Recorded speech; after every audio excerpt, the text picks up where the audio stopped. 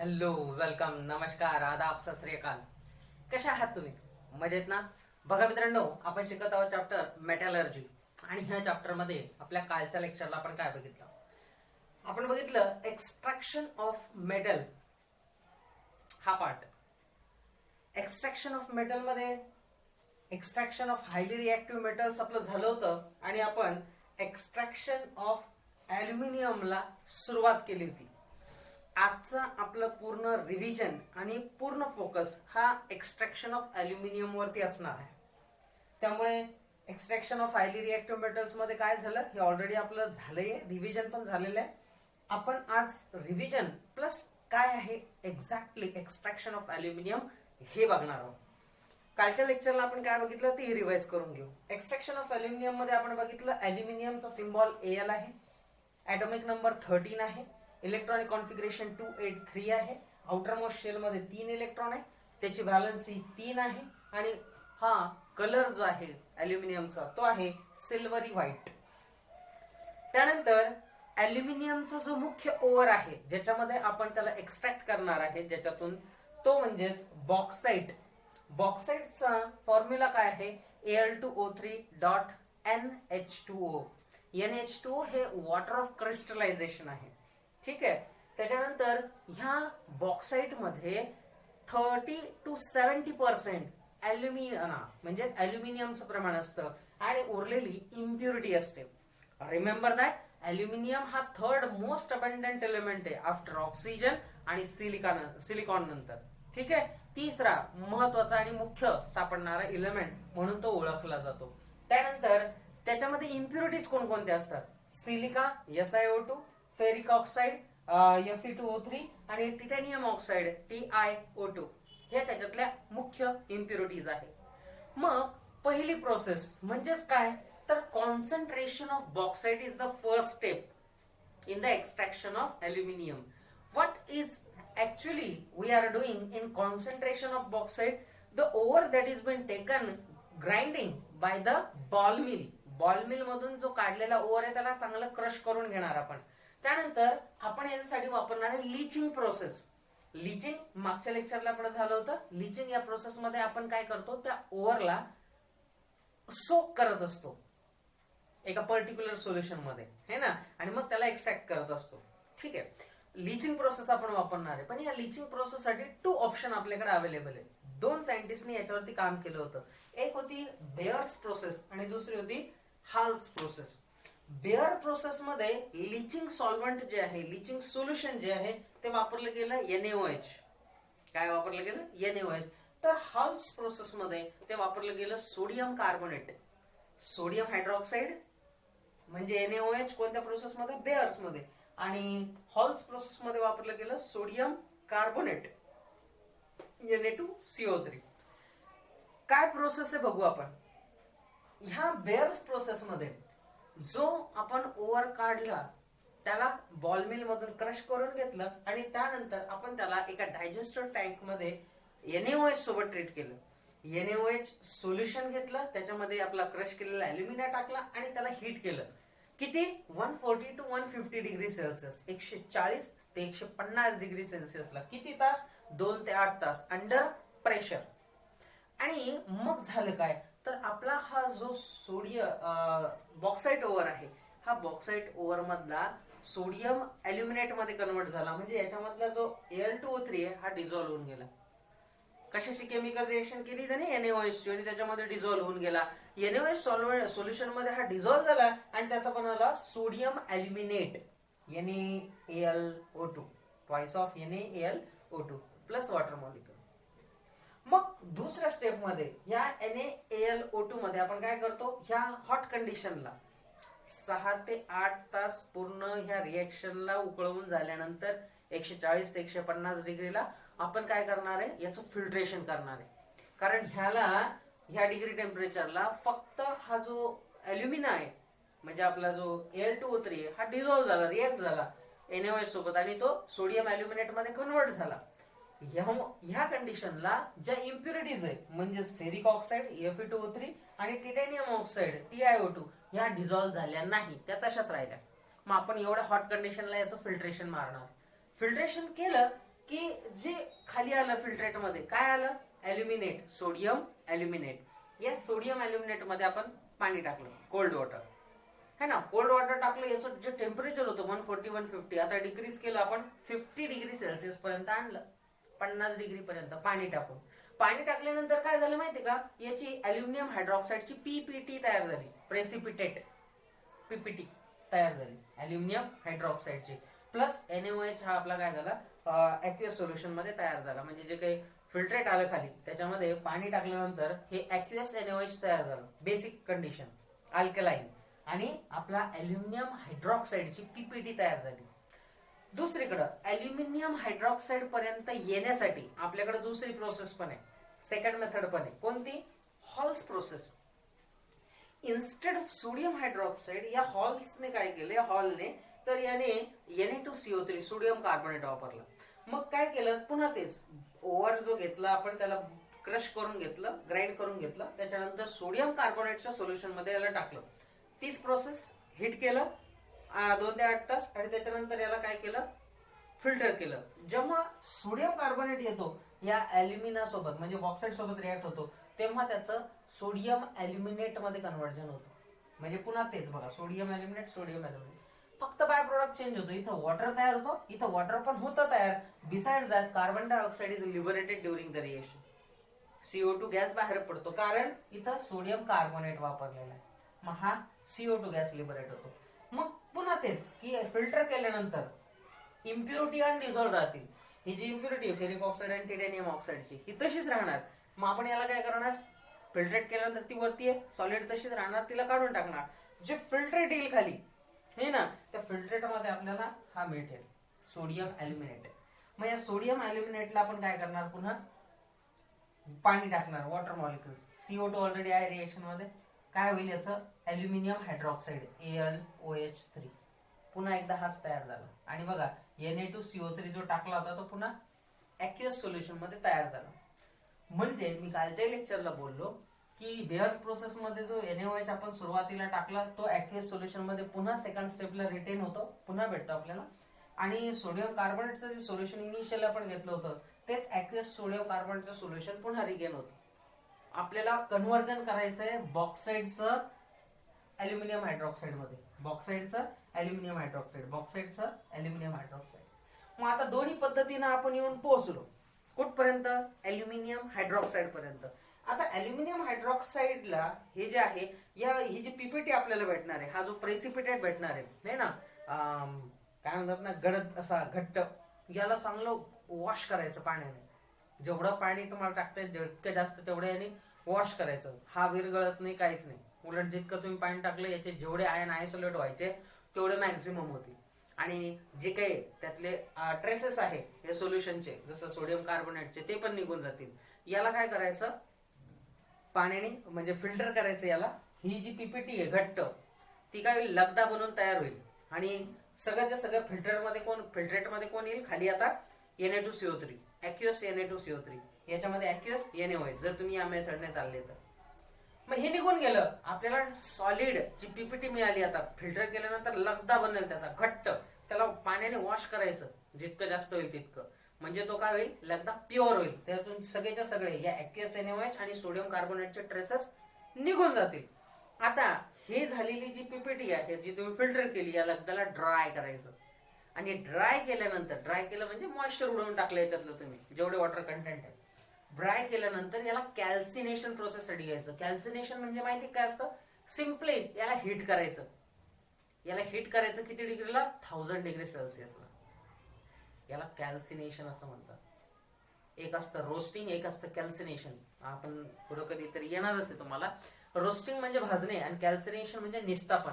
याच्यामध्ये फरक काय माहितीये दोघांमध्ये, तर याच्यामध्ये आपण पूर्ण हीट देतो, खूप जास्त हीट देतो. फक्त इन ऍब्सेन्स ऑफ एअर किंवा कमी प्रमाणात असतं, लिमिटेड एअर मध्ये आपण याला हीट करतो.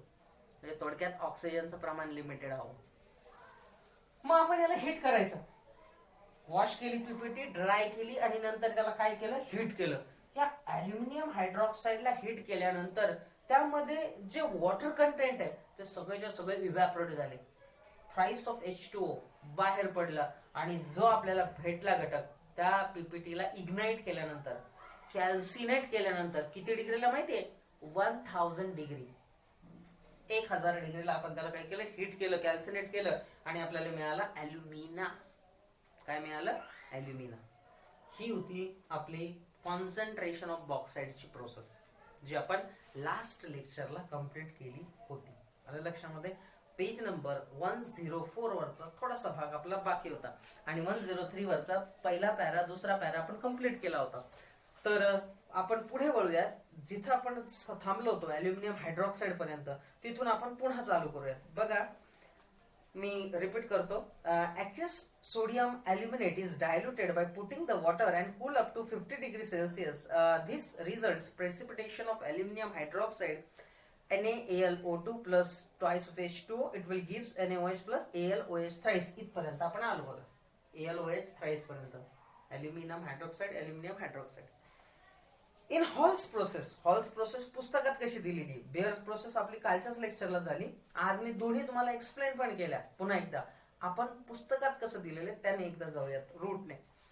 In Hall's process the ore powdered and leach by heating with aqueous sodium carbonate in the digester to form water soluble sodium aluminate.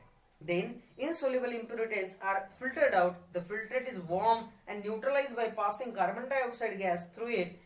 This results the precipitation of aluminum hydroxide. काय केलं जातं ह्या प्रोसेसमध्ये? जेव्हा तुमचं पहिले sodium हायड्रॉक्साईडच्या ऐवजी sodium carbonate घेतलं जातं, याच्यापासून सोडियम अल्युमिनेट बनतो, प्लस कार्बन डायऑक्साइड गॅस बाहेर पडतो, प्लस H2O. या गॅस मधून तुम्हाला काय करायचंय? कार्बन डायऑक्साइड गॅस पास करायचा आहे. म्हणजे पाणी तर तुमच्या याच्यामध्ये आहेच आहे, यामध्ये तयार झालेलं. या सोल्युशन मधून तुम्हाला कार्बन डायऑक्साइड गॅस पास करायचा आहे. ओके, मग कार्बन डायऑक्साइड पास केला गॅस की तुम्हाला काय मिळतं? Aluminium hydroxide plus sodium carbonate solution aqueous मध्ये तयार होतं. ठीक आहे. वॉटर ऑलरेडी इथं प्रेझेंट आहे. वॉटर तुम्ही ऍड पण करू शकता, प्लस कार्बन डायऑक्साइड गॅस याच्यामधून सोडायचा आहे तुम्हाला हॉल्स प्रोसेस मध्ये. Now please see on the page number 104. Reactions काय होईल बघा. Al2O3.2H2O plus Na2CO3. It will give twice of NaAlO2 plus CO2 plus 2H2O. You passing the carbon dioxide gas through it, twice of NaAlO2 plus thrice of H2O plus CO2. It will gives twice of AlOH thrice, that is aluminium hydroxide plus Na2CO3. The precipitate of aluminium hydroxide in both, in Beer's process also and in Hall's process also, it is filtered, washed, dried and then calcined by heating 1000 degree Celsius. हा जो precipitate तुम्हाला भेटेल याला तुम्हाला wash करायचं, dry करायचं आणि मग त्याला हीट करायचं, कॅल्सिनाइड करायचं 1000 डिग्री सेल्सिअसला आणि याच्यापासून मिळणार तुम्हाला ॲल्युमिना. Twice of AlOH3 heated and you got alumina plus water molecule is liberating, बाहेर पडतं.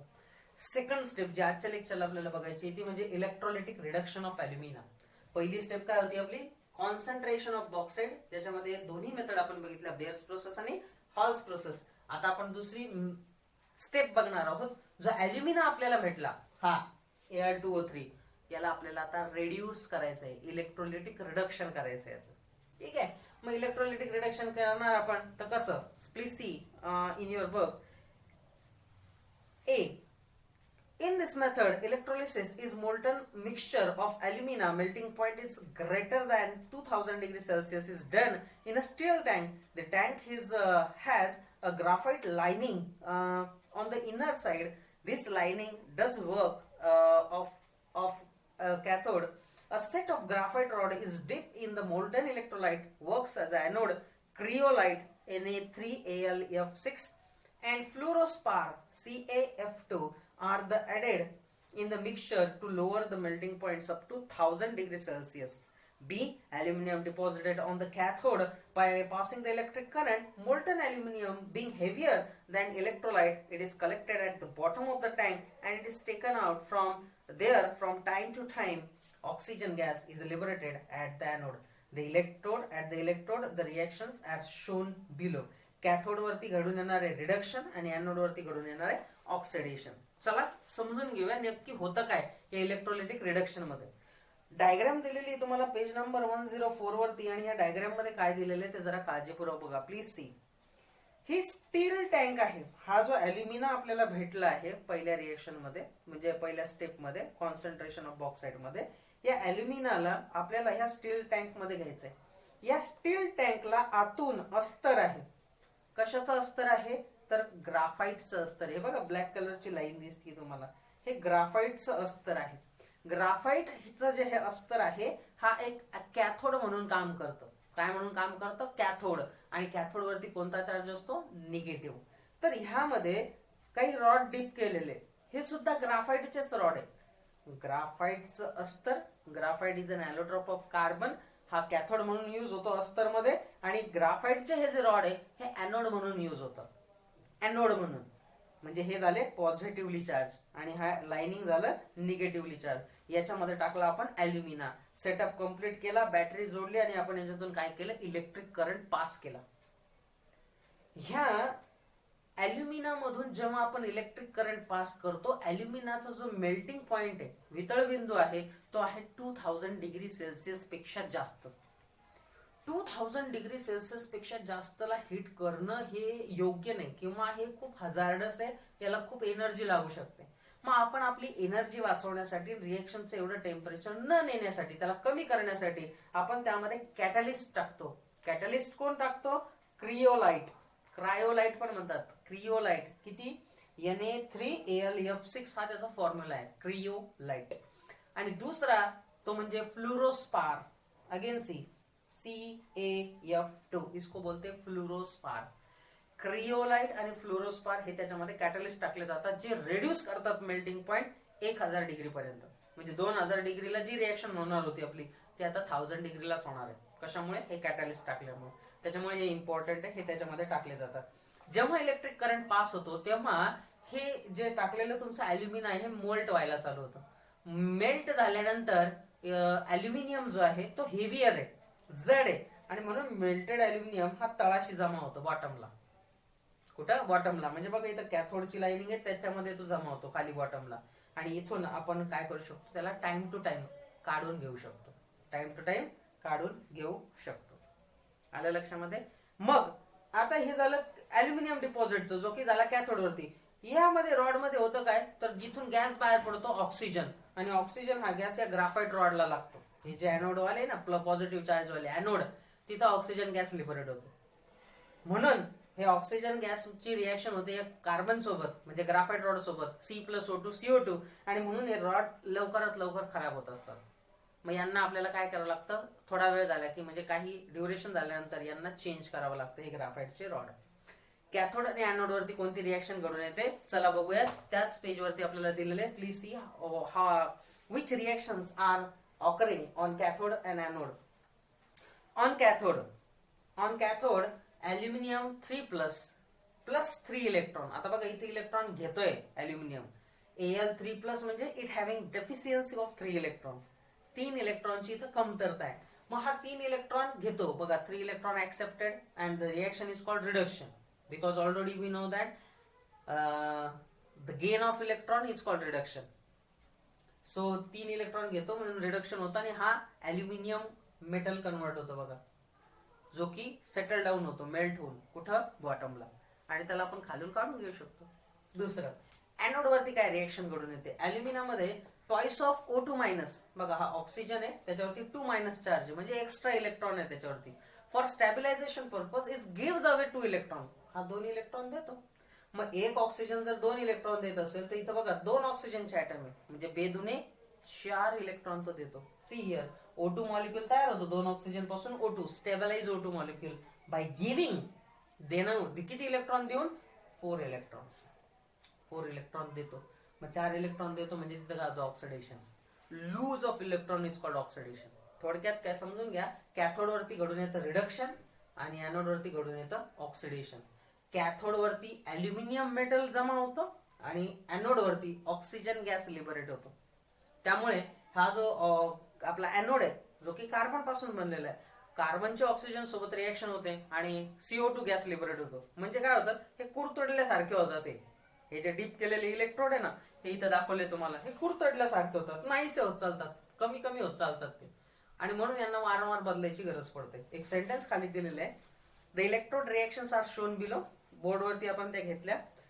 The liberated oxygen react with anodes to form carbon dioxide gas. The anodes have to be change from time to time as they get oxidise during the electrolysis of alumina. मग ह्या जेव्हा ॲल्युमिनाचं आपण reduction करतो, electrolytic reduction, त्यावेळेस हा जो oxygen निघतो तो ऍनोड सोबत रिॲक्ट होतो. ऍनोड हा ग्राफाइट पासून बनलेला आहे. ग्राफाइट म्हणजे कार्बनचं ॲलोट्रॉप आहे, दुसरं तिसरं नसून काही कार्बनच येतो. मग कार्बन सोबत हा ऑक्सिजन रिॲक्ट होतो, C+O2 CO2 गॅस लिबरेट होतो.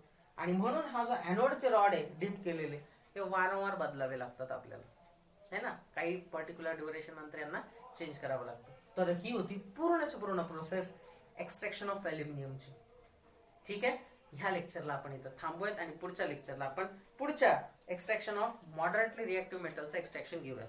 ठीक आहे, तोपर्यंत घरातच राहा, सुरक्षित राहा आणि शिकत राहा. शिकणं थांबवू नका. धन्यवाद.